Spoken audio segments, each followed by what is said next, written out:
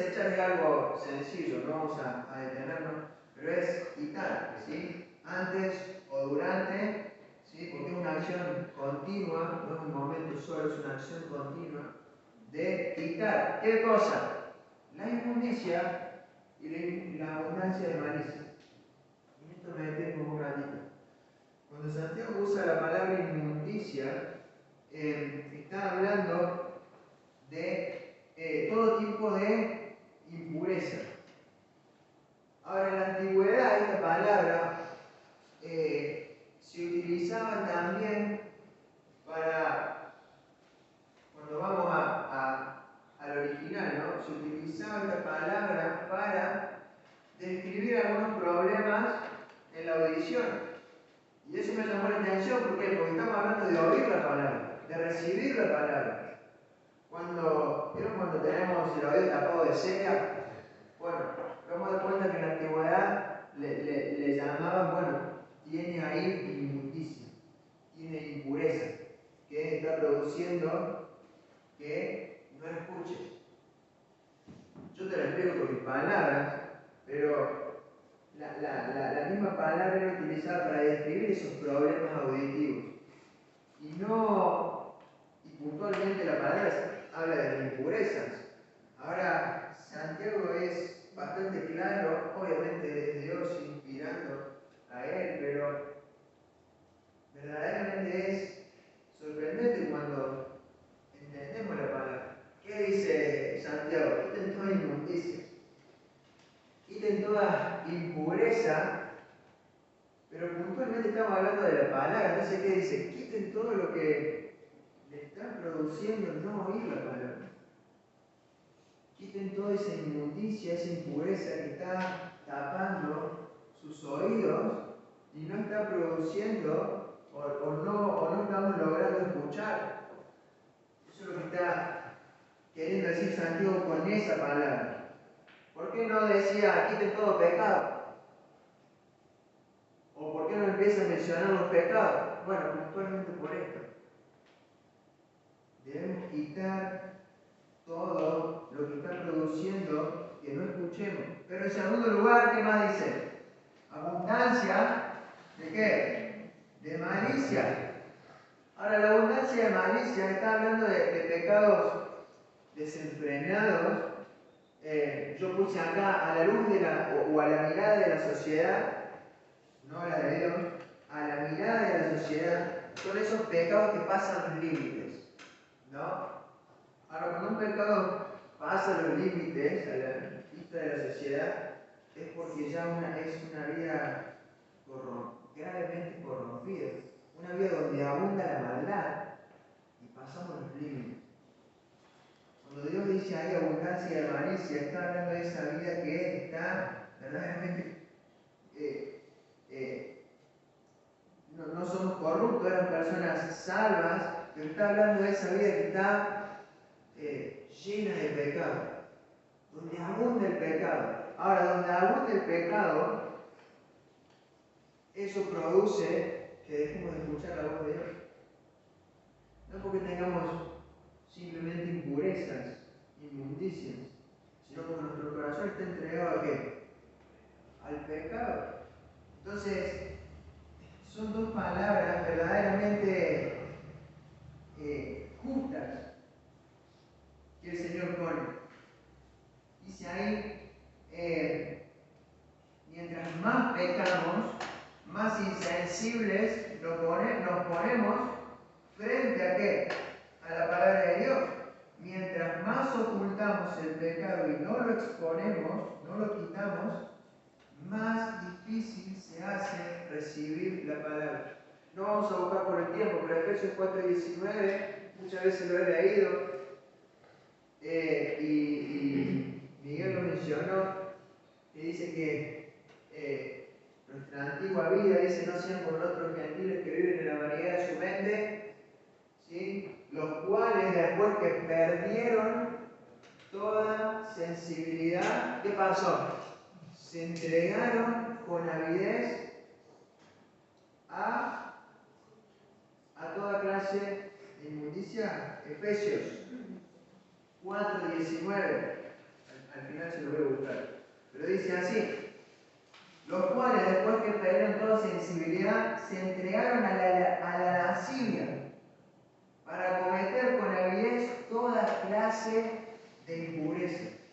¿Ves? El pecado que produce insensibilidad. Y si somos insensibles, ¿a qué nos vamos a entregar? A los pecados.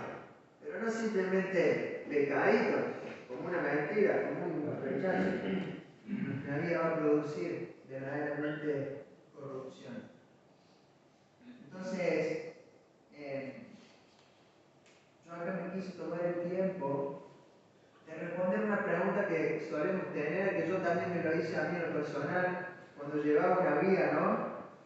Como Judas, una vida expuesta totalmente a la verdad, desde nacimiento, desde chiquito, lleno de la verdad, lleno de predicaciones, música cristiana, pero aún así mi vida que seguía igual. Y la pregunta es, bueno, ¿cómo puede pasar esto? ¿Cómo gente de la iglesia, o aún así nosotros mismos, expuestos a la verdad, por más que sea años, su vida sigue igual? Bueno, Santiago dice algo claro: puedes estar expuesto a la verdad, pero lo que hay que hacer, ¿qué? Desechar. Quitar toda impureza, quitar abundancia de malicia. Lo que nos pasa en nuestra vida es eso. Venimos, recibimos, hacemos nuestra devocional, todo, pero no tomamos un tiempo de qué? De formar esa actitud piadosa antes de poder quitar la impureza. ¿Cuál es la respuesta? De que todavía seamos a veces inmaduros, no estamos quitando la inmundicia de nuestras vidas.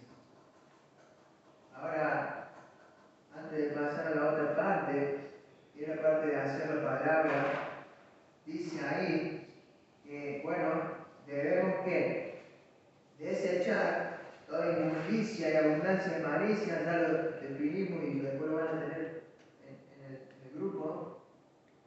Ahora sí, ¿qué es lo que hay que hacer? Recibir. Bueno, es clara la palabra, pero ¿qué dice? Recibir con mansedumbre. Y está todo relacionado al mismo contexto que viene hablando Santiago. Debemos ser prontos para oír la palabra, debemos ser humildes para recibirla, debemos tener un espíritu amable, un espíritu sumiso a la palabra, dócil, dado a la palabra.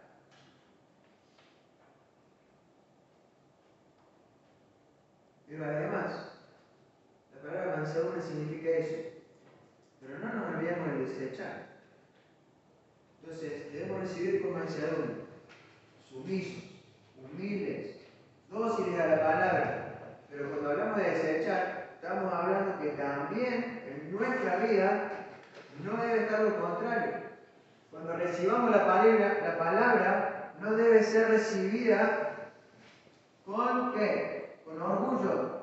Debemos estar libres de orgullo, libres de resentimiento, de ira o de cualquier actitud de defensa o discutir hacia Dios.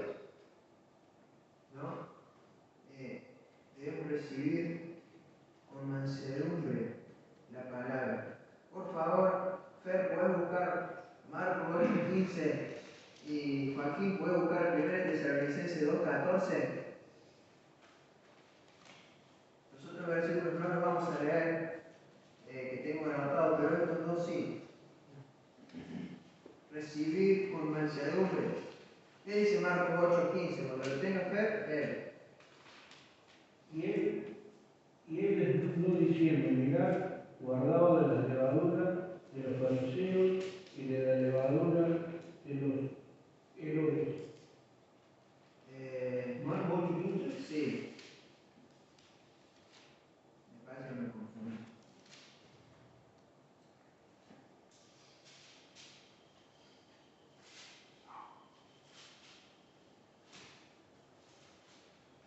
Marcos 8:15. Sí, me confundí. Bueno, pero lo tengo, lo debo tener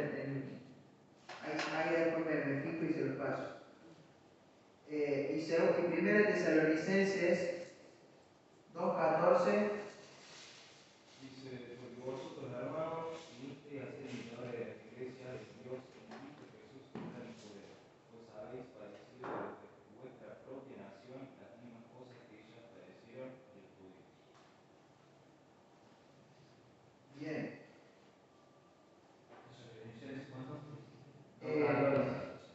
Ahí lo vemos. No es Marcos, es Lucas 8:15. Cuando habla de la parábola del sembrador. Mas la que cayó en buena tierra, estos son, cuando explica Jesús la parábola, estos son los que, dice, con corazón bueno y recto, retienen la palabra oída. ¿Ves?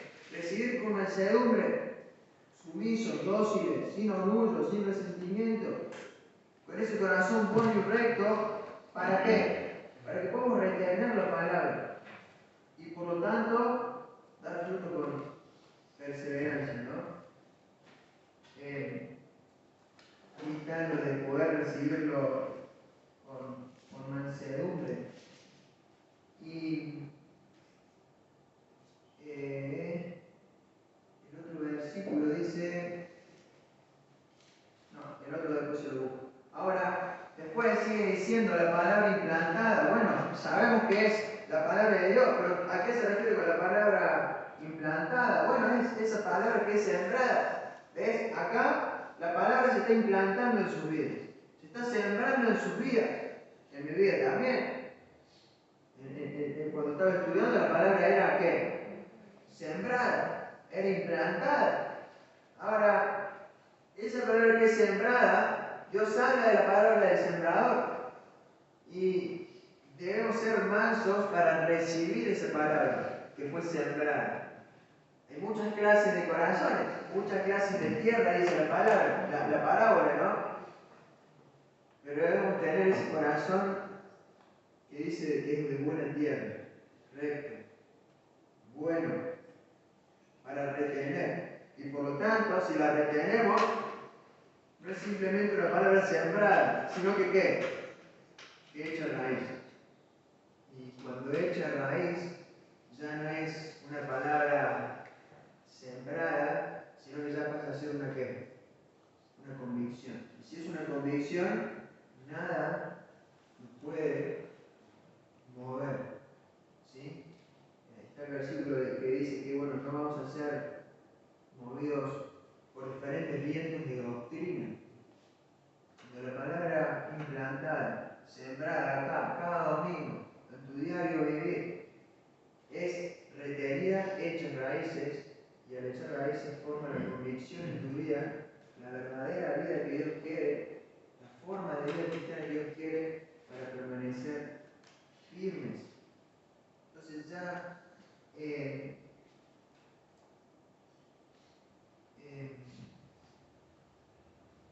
dice ahí, la cual puede salvar vuestras almas. Bueno, literalmente la palabra de Dios salva nuestras almas. O sea, en el versículo anterior, en el 1:18, dice eso. Él de su voluntad nos hizo nacer, ¿por qué? Por la palabra de verdad. Ahora, no solamente literal, en un sentido figurado también, la palabra salva nuestras almas.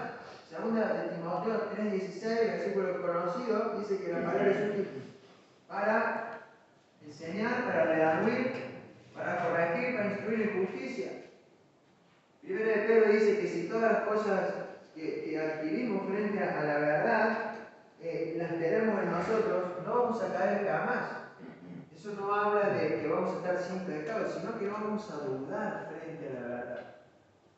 No vamos a estar a la defensiva frente a la verdad. Porque la palabra tiene ese poder de salvarnos. En un sentido de literal, salvar nuestras vidas, pero en un sentido figurado de cuidarnos, de prepararnos para la batalla que es difícil en esta vida. Nos da las herramientas, nos enseña, nos redarguye, nos corrige, nos instruye en la justicia. Entonces, todas estas cosas nos salvan de grandes consecuencias por el pecado sin estar y nos prepara para las victorias grandes, las victorias de las grandes batallas.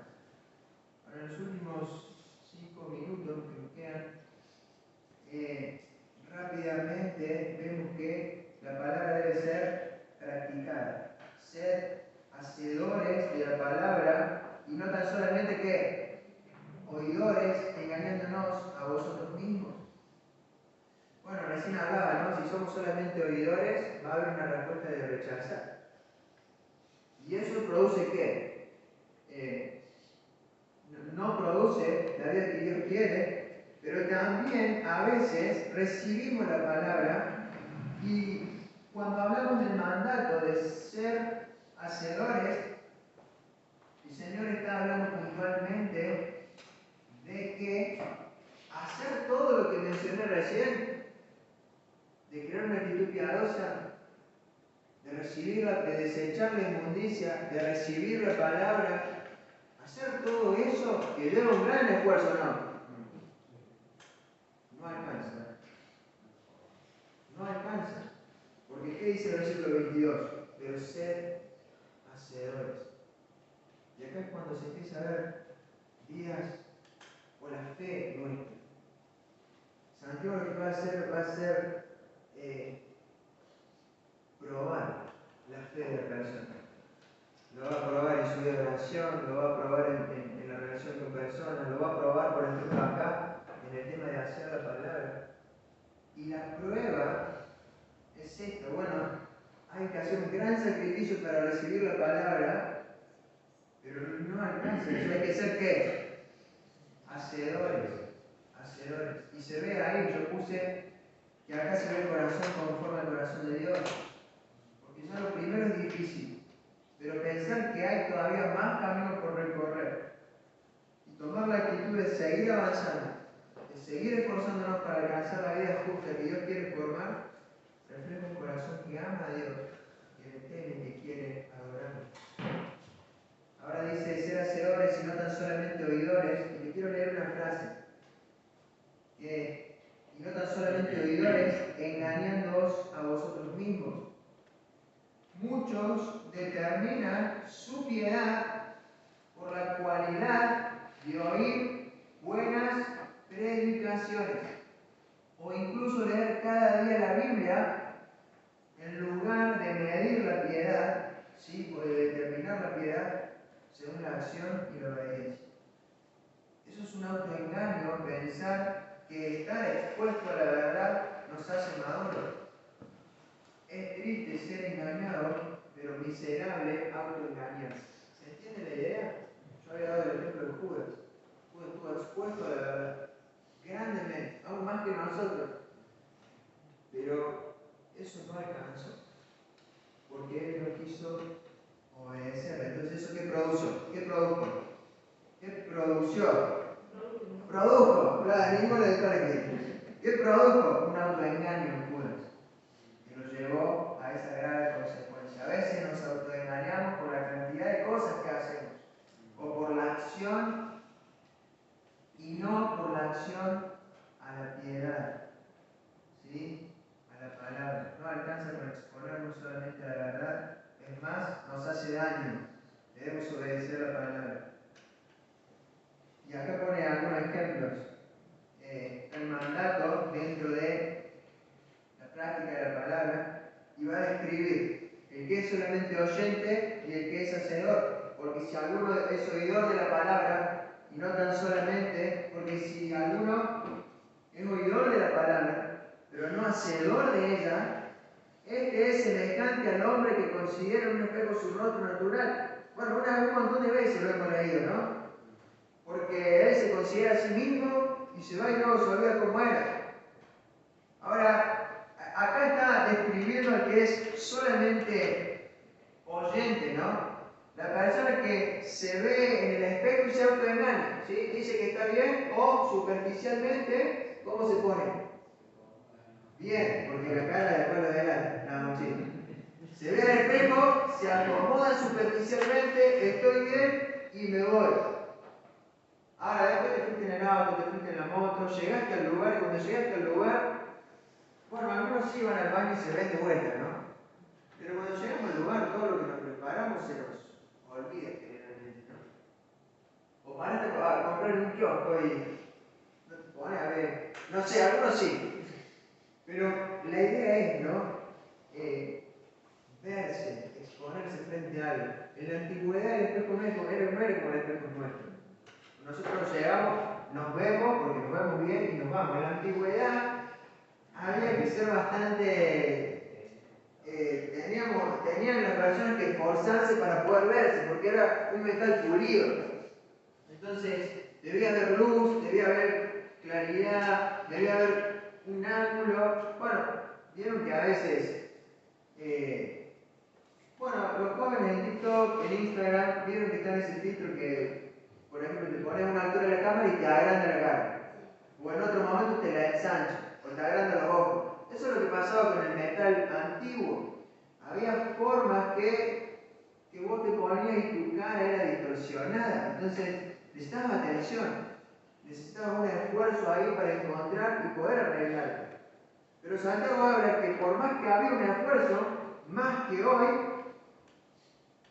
el hacer todo eso no tiene ningún efecto si después nos vamos y nos olvidamos de eso.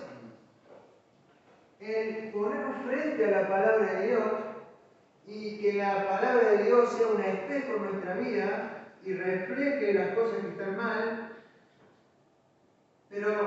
y esforzarnos por verlas, porque a veces nos esforzamos, pero después irnos sin producir ese cambio interno que Dios quiere.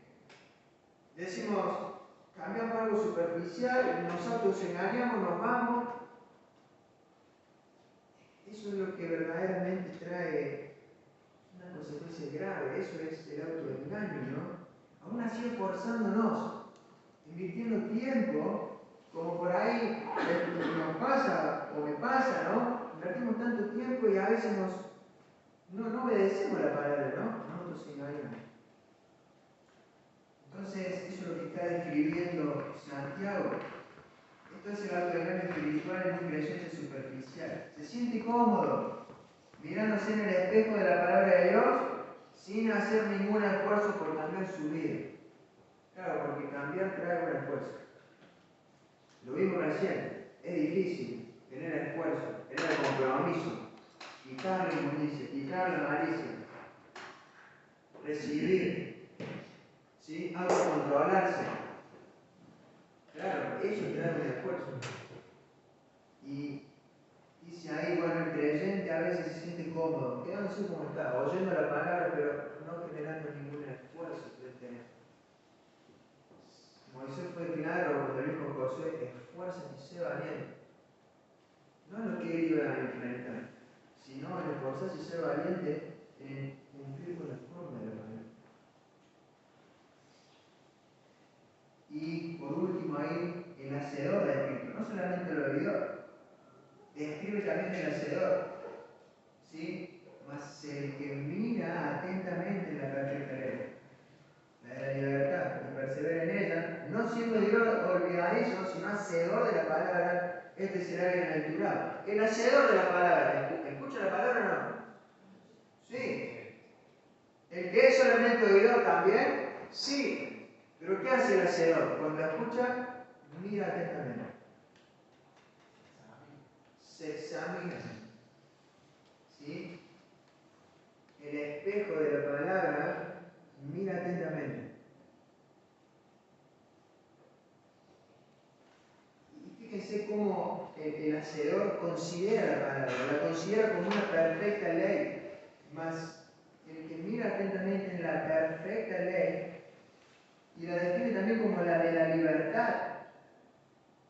¿Y qué más? Persevera en ella. ¿Sí? No siendo Dios olvidadizo, sino hacedor de la obra, este será bienaventurado en todo lo que hace. Entonces, dice ahí que la persona mira atentamente. La palabra es perfecta, la palabra es la que da libertad, y el hacedor de la palabra considera esto. Lo considera que es la perfecta ley de Dios, considera que es la que puede darnos libertad. ¿Sí? Por eso, la palabra debe ser mirada atentamente, debe ser recibida, perseverar en ella, para que eche las raíces. Por eso es tan importante el ministerio de la palabra para la iglesia.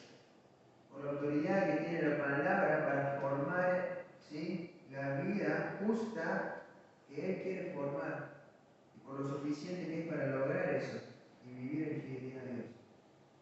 Frente a esta importancia y deber de someternos a ella, qué gran error es solamente oír, ¿no? Qué gran error. Pero de vuelta, la palabra es importante por la autoridad que tiene para lograr la vida justa que Dios quiere por nosotros. Él quiere eso. Dios es su autoridad, no es la autoridad que Él quiere. Y es suficiente para lograr eso y vivir en fidelidad a Dios. Frente a esta importancia y frente al deber de someternos a ella, qué gran error es solamente oír.